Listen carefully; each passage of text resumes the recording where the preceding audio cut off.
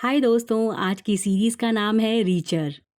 Margrave शहर में रात के वक्त एक आदमी को गोली मार दी गई। अगली सुबह जैक रीचर एक बस से इस टाउन में पहुंचता है, जहां उसे शक के बिना पर उसी खून के लिए गिरफ्तार कर लिया गया है। उसे पॉल हबल नाम के एक शख्स के साथ जेल भेज दिया गया है। हबल एक बैंकर है और उसने उसी खून का इल्जाम अपने ऊपर ले लिया है। एक गार्ड जिसका नाम स्पाइवी है, इन्हें कैदियों के बीच रखता है। यहाँ इन पर हमला हो गया और रीचर ने जान बचाने के लिए उन कैदियों को मार दिया। हबल बताता है कि उसने मर्डर का इल्जाम अपने ऊपर इसलिए लिया ताकि वो अपनी फैमिली को मरने से बचा सके। एक क्रिमिनल ग्रुप इनके पीछे पड़ा हुआ है। बाद में हबल और रीचर को छोड़ दिया जाता है। रीचर को यहाँ के बिजनेसमैन क्लाइनर का बेटा धमकी दे रहा है कि वो इस जगह को छोड़कर चला जाए। रीचर बाद में जब पुलिस स्टेशन लौटता है, उसे एक और मर्डर के बारे में बताया जाता है। पुलिस डिटेक्टिव और रीचर दोनों ही मर्डर के बारे में डिस्कस कर रहे हैं। ये बॉडी को आइडेंटिफाई करने के लिए मुर्दा घर जाते हैं। इन्हें पता चलता है जो मर्डर पहले हुआ था वो जो है, रीचर का भाई। पुलिस का कहना है ये मर्डर तभी हुआ जब रीचर ने मार्ग्रेव में कदम रखा। उसे अपने भाई के कातिल को ढूंढना है। इसलिए रीचर और फिनले, जो लोकल पुलिस कैप्टन है, एक दूसरे के साथ मिलकर जो के मर्डर और हबल के सिचुएशन को इन्वेस्टिगेट करने में लग जाते हैं। हबल को पुलिस की हिरासत से रिहा होने के बाद पता चलता है वो मिसिंग है। रीचर को पूरा यकीन है जेल में रीचर पर जो हमला हुआ वो असल में हबल के लिए था। फिर फिनली के बॉस एड मॉरिसन और उनकी वाइफ का भी कत्ल हो जाता है। रीचर को समझ आ गया है कि गैंग इन्हें वार्निंग दे रही है कि ये अपनी हद में रहें। असल में मॉरिसन ने अपना काम ढंग से नहीं किया। रीचर पर मर्डर का इल्जाम नहीं लगा, हबल हमले से बच गया। अभी फिलहाल हबल या तो मर चुका है या कहीं जाकर छुप गया है। शहर का मेयर ग्रोवर टील, जो करप्ट है, वो पुलिस चीफ बन चुका है। वो फिनले को मॉरिसन के कत्ल की नकली जांच करने का ऑर्डर देता है। हबल के गायब होने के बाद उसकी फैमिली को खतरा है, इसलिए फिनले का दोस्त एफबीआई एजेंट पिकार्ड हबल की वाइफ और बच्चों को अनऑफिशियल तरीके से सेफ रखने के लिए तैयार हो जाता है। रीचर स्पाइवी के साथ एक मीटिंग करता है। वो दो लड़कों को बुलाकर रीचर को मरवाना चाहता है, पर तभी यहाँ पुलिस आ जाती है, जिससे स्पाइवी बच निकलता है। फिर रॉस्को रीचर को एक बार में ले जाती है, जहाँ दोनों डांस करते हैं। रास्ते में इन्हें पता चलता है कि आगे सड़क पर पानी भरा हुआ है, इसलिए ये आगे नहीं जा सकते। ये एक मोटेल में आके रुकते हैं। रिचर रॉस्को को अपने पास्ट के बारे में बताता है। अगली सुबह जब ये रॉस्को के घर पहुंचते हैं तो पता चलता है यहाँ तोड़फोड़ हुई थी। रीचर को लगता है कि उसे रॉस्को को बचाना चाहिए क्योंकि वो डरी हुई है। रॉस्को को इस पर गुस्सा आ जाता है क्योंकि वो डर नहीं रही। रॉस्को बताती है उसके पास एफबीआई या सीआई में जाने के मौके थे, लेकिन उसे बकवास पसंद नहीं, सिर्फ इसलिए उसने इस प्रोफेशन को चुना। रॉस्को को सिक्योरिटी की जरूरत नहीं है, उसे सिर्फ गुस्सा आ रहा है क्योंकि उन लोगों ने उसके घर में तोड़फोड़ की, जिसे उसने इतनी मेहनत से बनाया है, जबकि उसके परिवार ने इस शहर को खड़ा किया। रॉस्को एक बॉक्स निकालती है, इसमें गन है। वो इसे रीचर को दे देती है। रॉस्को, फिनली और रीचर मेडिकल एग्जामिनर के ऑफिस पहुंचते हैं, जहां इन्हें दूसरी डेड बॉडी के बारे में और इन्फॉर्मेशन मिलती है। इस आदमी का नाम पीट जॉबलिंग है और ये एक शिपिंग कंपनी के लिए ट्रक ड्राइवर के तौर पर काम कर रहा था। जॉबलिंग पर सिर्फ एक ट्रैफिक रूल तोड़ने और मारपीट करने का केस था, जिसे अटलांटा के एक लॉयर ने सुलझा दिया था।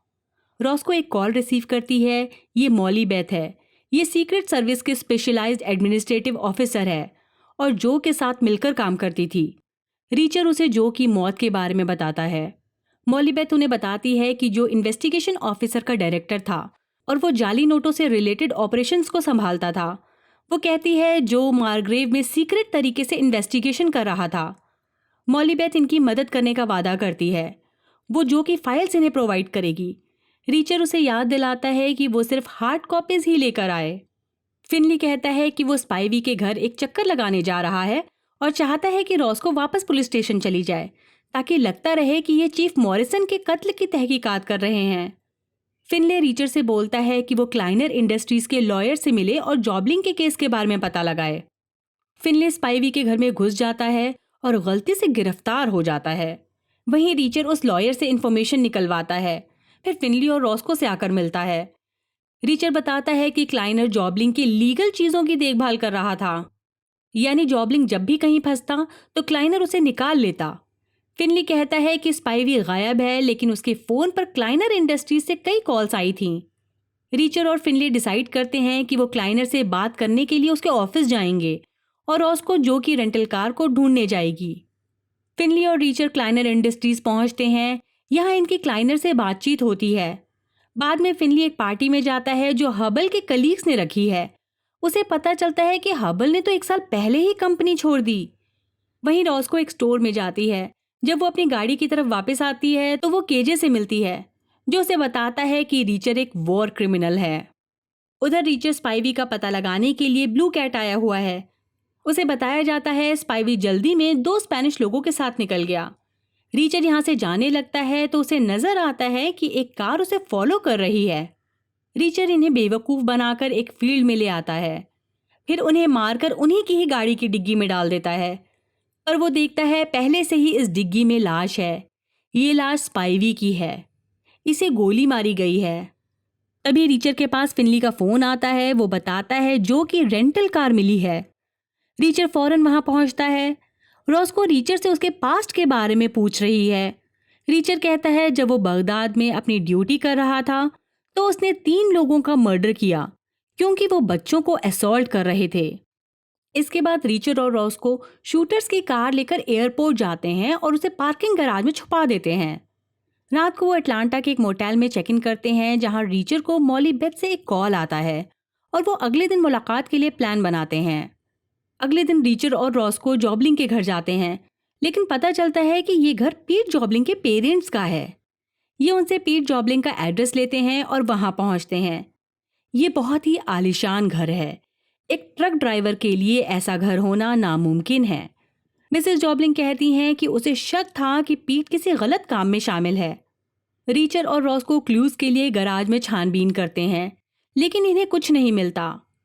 मार्ग्रेव पुलिस डिपार्टमेंट में टील फिनली को क्लाइनर को लेकर फटकार लगाता है और उससे कहता है कि वो क्लाइनर की तहकीकात करना बंद करे। दूसरी तरफ रीचर और रॉस को पिकार्ड से मिलते हैं। ये वही है जिसने जो के मोटेल के बारे में इंफॉर्मेशन दी थी। जो कत्ल से पहले यहीं रुका था। रीचर को इस मोटेल में छुपा हुआ एक नोट मिलता है जिसमें 3 फोन नंबर्स हैं। यहाँ से निकलने के बाद इन पर हमला होता है। रॉस को रीचर की जान बचाती है। ये फिर फिनली से मिलते हैं और उन फोन नंबर्स पर कॉल करते हैं। फिर रीचर अपने साथी नीली से बात करता है और उससे कहता है कि एक फोन नंबर का पता लगाए। वहीं मॉली बेथ जो के केस की फाइल्स लेकर आ गई है, लेकिन कोई उसे मार देता है और फाइल्स लेकर भाग जाता है। रीचर जब तक यहाँ पहुँचता है काफ़ी देर हो गई थी। मॉली बेथ के मर्डर से ये तीनों काफ़ी अपसेट हैं। रॉस को फिनले और रीचर कसम खाते हैं कि ये कातिल को ढूंढ कर रहेंगे। ये मार्ग्रेव लौटते हैं। रास्ते में फिनली कार रोक देता है और रीचर और फिनली घर के अंदर जाते हैं और कुत्ते के गले से कॉलर निकालते हैं। इसका मालिक इसे टॉर्चर करता था। कुत्ते का ओनर आता है और इन पर चिल्लाता है। रीचर उसे घूंसा मारता है, फिर डॉग के कॉलर को उसी ओनर के गले में डाल देता है। कुत्ता रीचर के साथ आकर गाड़ी में बैठ गया है, जिससे रॉस्को को हैरत हो रही है। रीचर को हबल के घर जाना है क्योंकि उसे एक नई कार चाहिए। उसकी पुरानी कार डैमेज हो गई है। रीचर हबल की कार चलाते हुए पुलिस स्टेशन की तरफ आता है, जहां उसे दिखाई देता है कि किसी ने रॉस्को की गाड़ी पर फॉरवर्ड लिख दिया है। रीचर को यह देखकर बहुत गुस्सा आ रहा है। वो फौरन अपनी कार घुमाता है और केजी को सबक सिखाने पहुंच जाता है, क्योंकि उसे पता है ये काम उसी का है। रॉस्को फिनले के साथ रीचर को ढूंढने निकलती है ताकि बाद में रीचर को पछताना ना पड़े। जब केजे रॉस्को की इंसल्ट करने लगता है तो एक फाइटिंग शुरू हो जाती है और रीचर केजे और उसके साथियों को जमीन पर गिरा देता है। केजे खड़ा होता है और एक चाकू निकाल लेता है। तभी रॉस्को और फिनले आकर रीचर को रोकने लगते हैं। मिस्टर क्लाइनर कैफे में एंटर करता है। यहाँ रीचर पर हमला करने का इल्जाम लगाया जाता है। फिनले रॉस्को से कहता है कि रीचर को बाहर ले जाए। तभी रॉस्को के पास चीफ टील का फोन आता है और उससे कहा जाता है कि वो मॉरिसन के कातिलों को ढूंढने पर ध्यान नहीं दे रही, इसलिए उसे जॉब से निकाला जा रहा है। रॉस्को हिम्मत करके फिनली से कहती है कि वो अपनी बंदूक नहीं देगी। इस पर फिनले बोल रहा है वो भी नहीं चाहता कि रॉस्को अपनी गन वापस करे। फिर फिनले कहता है कि क्लाइनर रीचर के खिलाफ कोई चार्जेस नहीं लगा रहा। रीचर समझ जाता है क्लाइनर कोर्ट नहीं जाना चाहता। अगर वो कोर्ट जाएगा तो ऐसे में उसकी पोल खुल जाएगी।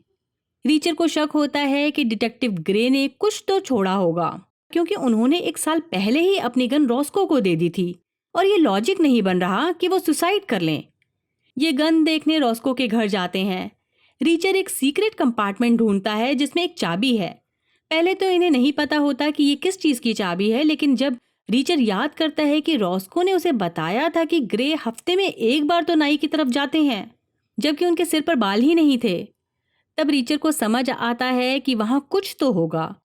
जब वो नाई के पास पहुंचते हैं, मॉस्ले रॉस्को को बताता है कि ग्रे ने उससे कहा था कि वो फाइल कैबिनेट रॉस्को के अलावा किसी को न दे और उन्हें अपनी बेटी पर गर्व है। इस बॉक्स में क्लाइनर के फाइनेंशियल ट्रांजैक्शंस के रिकॉर्ड्स हैं, जो दिखाता है कि उनकी ऑर्गेनाइजेशन जितने पैसे लाती है उससे कहीं ज्यादा ये डिस्ट्रीब्यूट कर रहे हैं।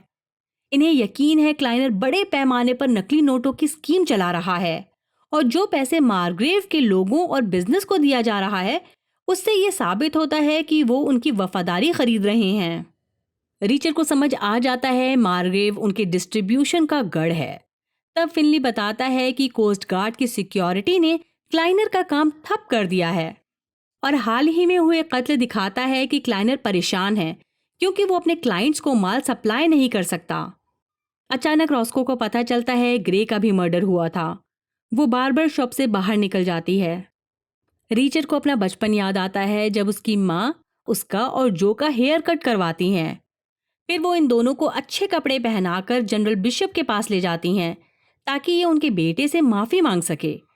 जो माफ़ी मांग लेता है, लेकिन जब रीचर को माफ़ी मांगने के लिए कहा जाता है तो वो सॉरी बोल तो देता है, पर वो ये भी कहता है चोट दोनों तरफ लगनी चाहिए थी और वहां से मुस्कुराता हुआ चला जाता है। आज की सिचुएशन का सबक कि बुरे लोगों को जो मिल रहा है वही उन्हें मिलना चाहिए, कोई माफ़ी नहीं। रीचर अपने व्यूज़ रॉस्को और फिनले से शेयर करता है। रीचर के पास कोड वे में नीली का मैसेज आता है जिसमें वो बोलती है उसे 10 बजे डिनर करना था, लेकिन उसने 6 बजे ही कर लिया। रीचर को पता है कि 10-6 मिलिट्री पुलिस का कोड है, जिसका मतलब है सिविल पुलिस को भेजा जाए। नीली कुछ भी सिक्योर लाइन पर नहीं कहना चाहती थी, लेकिन उसे पता था रीचर सब समझ जाएगा। रीचर को मेम्फिस जाना है, लेकिन रॉस्को को समझ नहीं आ रहा रीचर उसे कैसे ढूंढेगा। रीचर जब मेम्फिस पहुंचता है तो एक रेस्टोरेंट चूज करता है। यहाँ नीली है। ये दोनों एक पब्लिक पार्क में जाते हैं। यहाँ ये फ्रीली बात कर सकते हैं। नीली रीचर को बताती है कि जो की लिस्ट में एक ईपीए एजेंट का नाम था जिसका मर्डर एक रॉबरी के दौरान हो गया, लेकिन नीली को यकीन है उसका मर्डर रॉबरी की वजह से नहीं हुआ क्योंकि कुछ चुराया नहीं गया। नीली बोलती है कि यहाँ की पुलिस को भी इस मर्डर पर शक था, लेकिन एफबीआई ने इन्वेस्टिगेशन अपने हाथ में ले लिया। उस पुलिस वाले ने बताया कि वो नीली को अपने एक कॉन्फिडेंशियल इन्फॉर्मेंट से मिलवाएगा ताकि कुछ पता चल सके। नीली रीचर को कहती है कि ईपीए एजेंट को खत्म करने के बाद उसकी बॉडी को बहुत पीटा गया। रीचर बोलता है सेम चीज जो के साथ भी हुई थी। नीली समझ जाती है ये केस रीचर के लिए कितना इम्पोर्टेंट है। वो रीचर से कहती है कि वो अलर्ट रहे। नीली बताती है वो ईपीए एजेंट मिसिसिपी में पोल्यूशन की हाई लेवल पर जांच कर रहा था और उसकी रिपोर्ट के लास्ट पेजेस गायब हैं। वो एजेंट चेस्टर एरिया को इन्वेस्टिगेट कर रहा था। रीचर को वहां जाना है। रॉस्को जैस्पर से मिलने जाती है जो एक मेडिकल एग्जामिनर है। वो पूछती है कि क्या ऐसा हो सकता है ग्रे ने सुसाइड न किया हो बल्कि वो एक मर्डर हो। जैस्पर जब फोटो को जूम करता है तो पता चलता है इस पर डायमंड का निशान है। रॉस्को को अब पूरा यकीन है कि ग्रे का मर्डर हुआ है। वहीं रीचर और नीली चेस्टर पहुंच चुके हैं। वो यहाँ एक फिशरमैन से मिलते हैं। इसका कहना है क्लैनर केमिकल्स पोल्यूशन फैला रहा है, लेकिन ईपीए ने कुछ नहीं किया। नीली इस बारे में जब सर्च करती है तो पता चलता है क्लैरन केमिकल्स को तो क्लाइनर इंडस्ट्रीज ने कुछ साल पहले ही खरीद लिया। उधर रॉस्को गुस्से में पुलिस स्टेशन आ गई है। वो यहाँ हंगामा करती है। उसने टील को घूंसा मार दिया है। फिनली और बेकर उसे रोक रहे हैं। फिनली उसे बाहर लेकर आ जाता है। वो रॉस्को को डांट रहा है क्योंकि अब टील को पता चल चुका है कि मार्ग्रेव में जो हो रहा है उस बारे में इन्हें पता है। फिनली कहता है रॉस्को को मार्ग्रेव से चले जाना चाहिए। वरना टील उसे गिरफ्तार करवा देगा। फिनली रॉस्को को मोटेल ले जाता है, तभी इनके पास पिकार्ड का फोन आता है। वो कह रहा है अब वो चार्ली और उसके बच्चों की हिफाजत नहीं कर सकता, इसलिए अब उन्हें प्रोटेक्ट करने की जिम्मेदारी रॉस्को पर आ जाती है। दूसरी तरफ नीली और रीचर को उनके कांटेक्ट के थ्रू खबर मिलती है कि उसका इन्फॉर्मर बात करने के लिए तैयार है, इसलिए ये दोनों डिसाइड करते हैं कि ये स्ट्रिप क्लब में मिलेंगे। यहाँ इन्हें पता चलता है ईपीए एजेंट के कातिल का नाम द वाइकिंग है। नीली और रीचर ऑफिसर्स के साथ यहाँ से निकल गए हैं।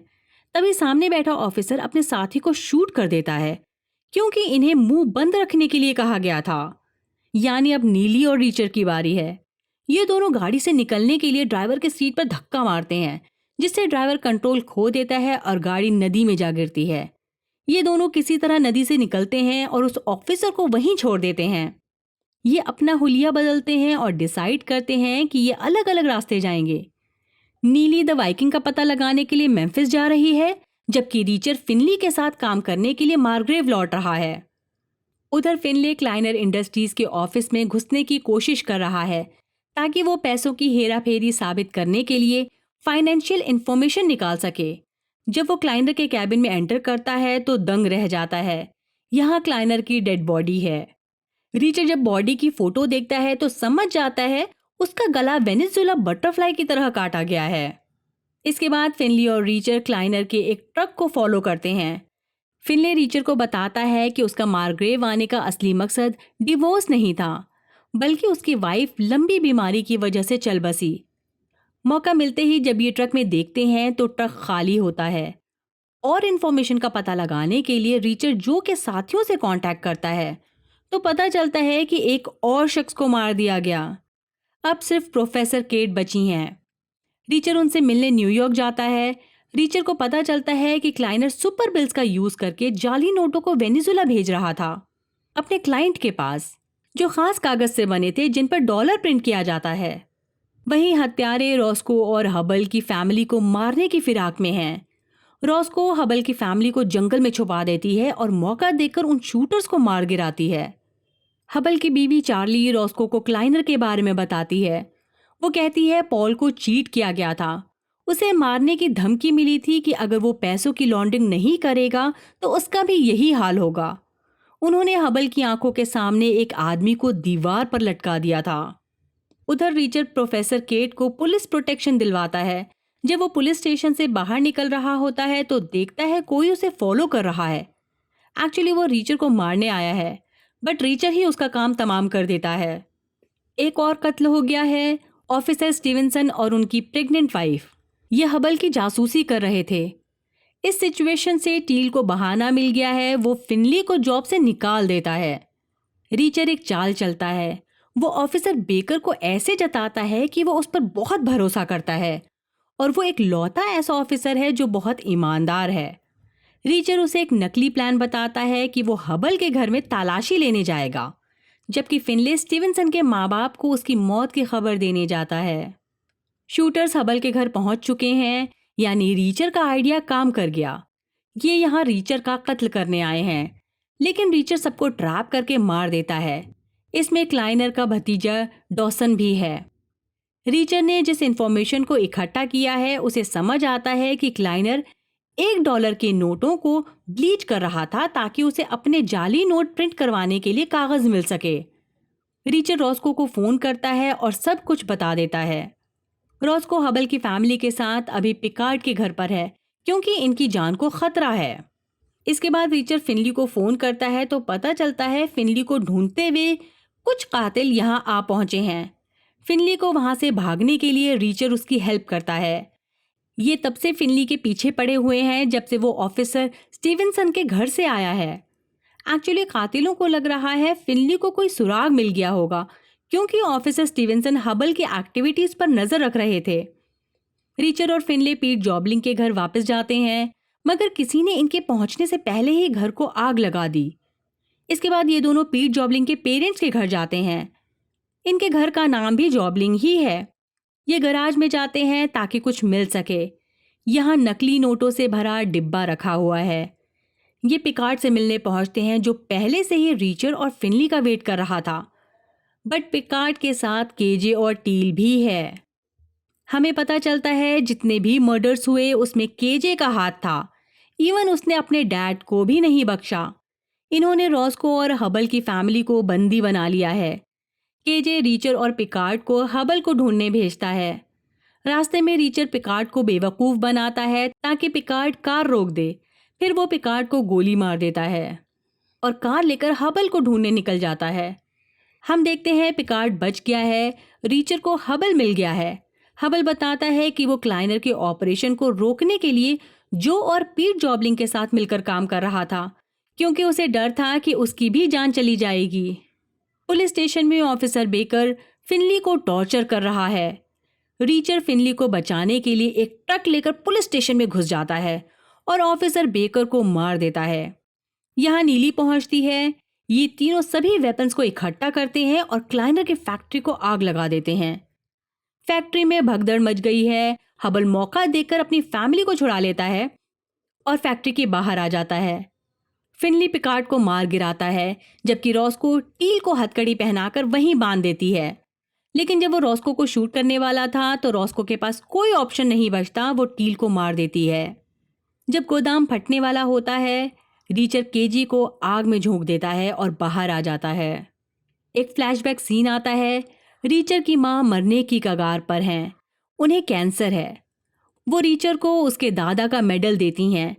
प्रेजेंट में रॉस्को रीचर को अपना नंबर देती है और कहती है कि जब चाहे वो रॉस्को को फ़ोन कर सकता है। रॉस्को चाहती है कि वो फिर से मार्ग्रेव शहर को बनाए। रीचर उसे सजेशन देता है कि उसे मेयर बनने के बारे में सोचना चाहिए। उधर फिनले डिसाइड करता है कि वो बॉस्टन लौट जाएगा। सीजन के आखिर में रीचर अपनी माँ का दिया हुआ मेडल जो कि मौत की जगह पर दफना देता है और फिर मार्ग्रेव से बाहर निकल जाता है। उसका सफ़र जारी है। रीचर के सफ़र के साथ हमारा सीज़न 1 का सफ़र यही ख़त्म होता है। अब मिलेंगे सेकेंड सीज़न में। बाय, अपना ख्याल रखिए।